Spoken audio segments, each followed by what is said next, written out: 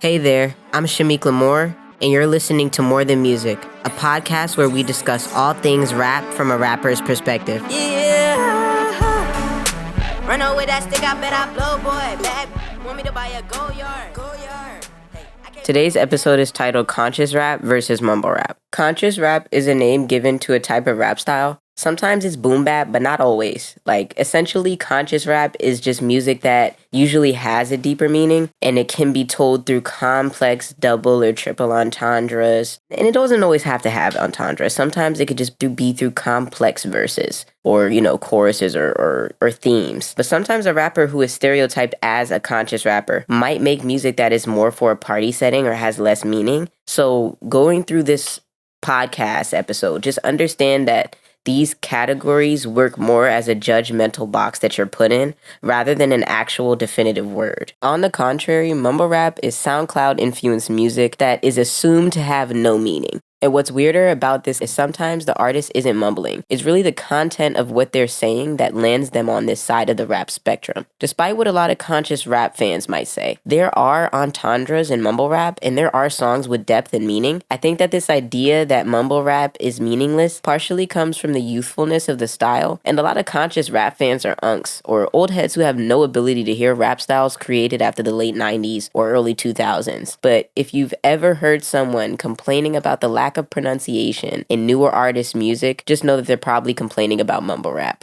I hate to give Vlad TV his props in this situation. Unfortunately, I have to. He actually helped coin the term mumble rap. In an interview with Loaded Lux, he was asking him questions about the emergence of the mumble rap genre, and Loaded Lux essentially was just saying how everyone is a sponge and you can't really judge everything, which was honestly one of the most surprising takes at that time. In 2016, Wiz Khalifa also mentioned mumble rap in there in an interview on the radio show with Ebro. Ebro is also one of those unks that I was talking about, or those old heads who just literally can't stand mumble rappers. He told Lil Uzi that he was just never going to amount to anything in an interview as well. I feel like the youthfulness in this and the ageism in a lot of people's listening habits, they just don't like mumble rap because they just don't like young people. And that's, personally my opinion. Now, once Lil Yachty and it hit the scene for real, that's when it got worse. The conversation got really worse. Joe Budden was literally screaming at him, his veins were bulging out of his neck. I want you to appreciate the culture that changed your life and took you from college dorm room eating oodles and noodles. I want you, who's well-spoken and articulates himself well. Chill. Yeah, hold up. Yo. Joe Budden was literally talking to Lil Yachty that way about what he assumes Yachty does or does not know about his own record deal and music culture that he's literally a part of. Years later, Lil Yachty is still a prominent name in modern rap music. If you ask me personally, who is your Mount Rushmore for mumble rap? I'm going to tell you Future. I'm going to tell you Playboi Carti. I'm going to tell you Young Thug. And for auto-tune reasons, I'm going to tell you Speaker Knockers. If I didn't say Speaker Knockers, I would have put Lil Uzi in there.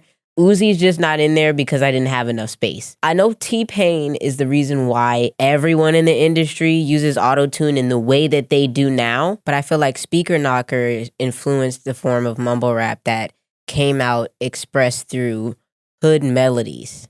That's why I'm putting him up there. Future is one of the most influential rappers to ever be labeled as a mumble rapper. He dropped Tony Montana on April 16th, 2011 for his debut album, Pluto. I'm going to rap a little bit of it in mimicking him almost so that you can understand why it was hated among rap scholars at the time. My definition of a rap scholar is someone who studies rap music. This is basically how Tony Montana sounds as the chorus. So it's just Tony Montana, Tony Montana, Tony Montana, Tony Montana. Check up on my ears. Tony Montana, Tony Montana, Tony Montana. Not to mention, Future is not the best singer, so it's heavy auto-tune. He's mumbling. You can't even really understand what he's saying. I didn't even realize until I read the lyrics today that he was saying, check up on my ears. And there you have it. That's another example of a double entendre. He's telling us to look at his ears, check up on his ears, and then he's telling us that there is a check up on his ears. meaning the money that he used to buy the jewelry on his ear. Another influential mumble rapper would have to be Playboi Carti. Similar to Future, Playboi Carti mumbles a lot, but to the 10th degree. He mumbles to the point where his fan base has created an entire language called Cardanese. He debuted with his self-titled album in 2017 in April, so it's ironic. I've said so many things that have happened in April. Even when you analyze his debut album and then take the single like Magnolia or Woke Up Like This, the themes in the songs are very lighthearted. It's talking about illegal stuff, of course, just like many rappers do. But the way he's talking about it is just really easygoing.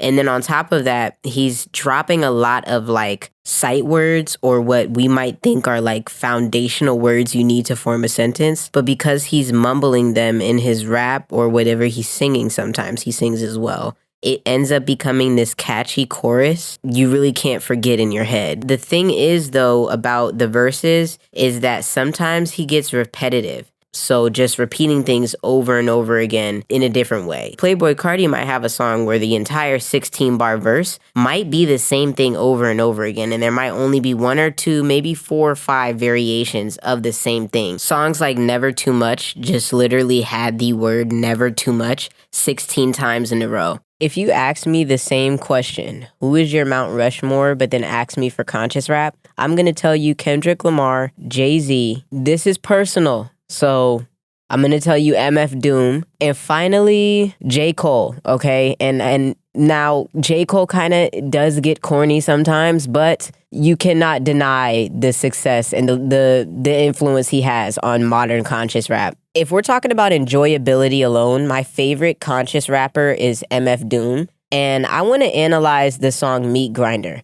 He says, tripping off the beat kinda, dripping off the meat grinder, heat niner, pippin, strippin, soft, sweet minor. China was a neat signer, trouble with the script, digits double dip, bubble lips, subtlest, borderline schizo, sort of fine though, pour the wine, to grind, 8:45, let's go. If you really analyze what's being said, he's talking about a female interest that he likes who's kind of toxic. To think that these grouping of words is what he's talking about. He's just talking about being with a woman at night. He's one of those conscious rappers, I feel as though, where he's not traditional. MF Doom doesn't talk about a lot of illegal stuff. Most of his music is about life experiences.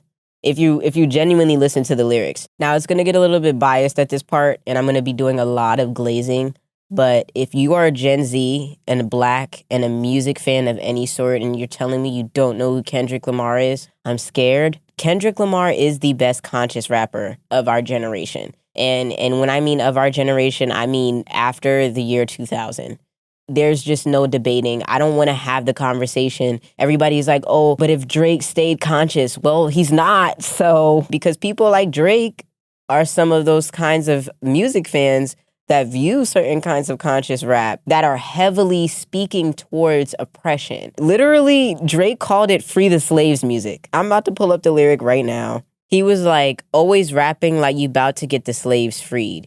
You just acting like an activist, it's make-believe. That's literal, like it's literal documentative proof that you talk about something that matters and now you're like becoming this fake woke activist person. I want to go to Kendrick Lamar's discography and read you guys some lyrics from You, actually. The song is literally called You. So, and then also, once you get younger with the conscious, they do start repeating. Loving you is complicated, that phrase. It was repeated 10 times in the beginning of Kendrick Lamar's song, which is close to Playboi Carti repeating never too much 16 times. But basically he says, I place blame on you still, place shame on you still, feel like you ain't ish, feel like you don't feel confidence in yourself, breaking on marble floors, watching anonymous strangers telling me that I'm yours. But you ain't ish, I'm convinced your tolerance nothing special. What can I blame you for?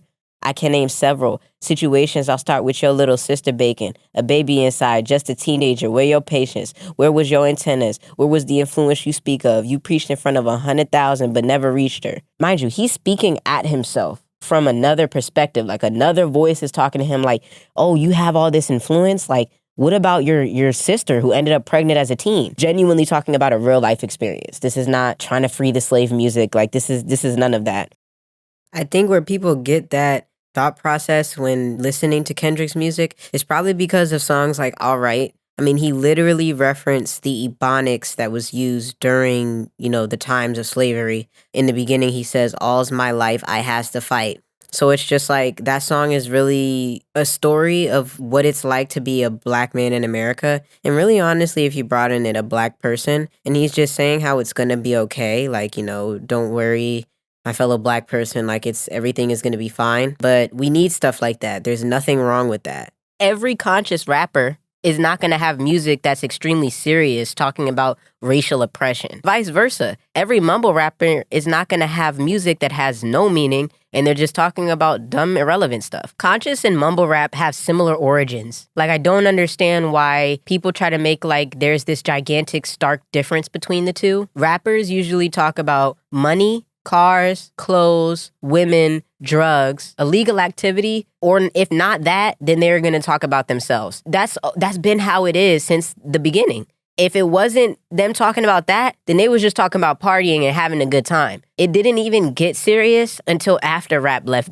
disco. You guys used to say you were the Pusha Man over and over again, and now that we're saying the same thing, but with heavy auto-tune, heavy compression, and loud 808s, nobody likes it anymore. And when I say what I'm about to say, I don't want anyone to take any kind of offense to this because people just think mumble rap is just some like base level art form. But when I listen to Lil Wayne or when I listen to Boosie Bad, I literally hear modern rap. If it wasn't for the Lil Waynes, the Birdman influence, if it wasn't for that whole era, we wouldn't have Young Thug or Playboi Carti. Another factor within these conscious versus mumble rap conversations I need people to think about is the idea that there are people who don't fit any of those categories. Someone like Tyler, the Creator, not only is he never mumbling, and I did say before that sometimes you don't have to mumble to be labeled a mumble rapper, but he would never be called a mumble rapper because of the type of music he's making. It's so alternative that it has exceeded conscious and mumble categories. In Yonkers sounds like he's really could actually start rapping some real stuff on here. No, he starts rapping about how he's a triceratops and he eats roaches. And when I think of gangster rap,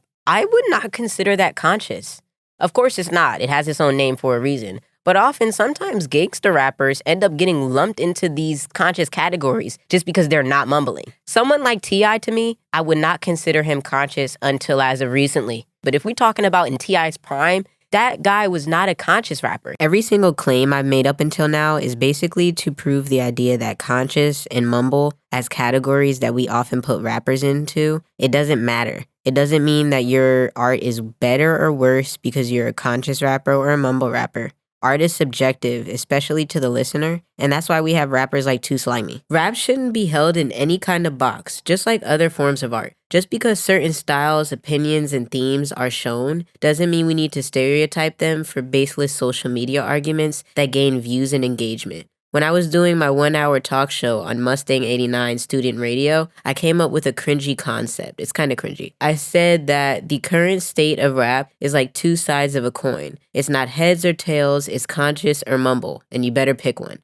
So this basically means that it doesn't really leave much room for intersectional genres and collaborative creativity among these two stereotypical groups of artists. What amazes me though is other genres have been able to incorporate both for decades now.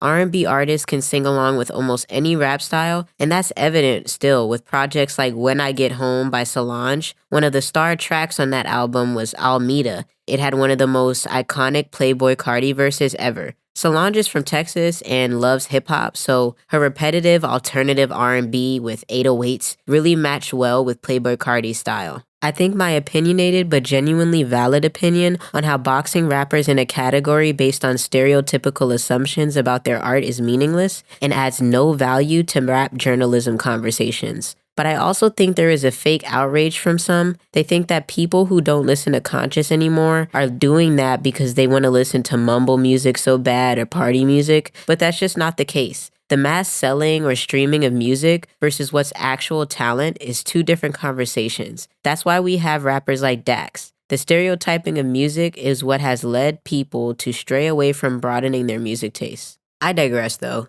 and I hope you enjoyed this episode. But on a serious note, I hope we are not picking our favorite and least favorite rappers based off of whether or not they might be conscious or a mumble rapper, genuinely speaking. That's all for today's episode titled Conscious Rap versus Mumble Rap. This is your host, Shamik Lamore, and I'm signing out. Have a good one. Yeah. Run away that stick, I bet I blow, boy. Bad. Want me to buy a go yard. Hey, I can't buy no bad.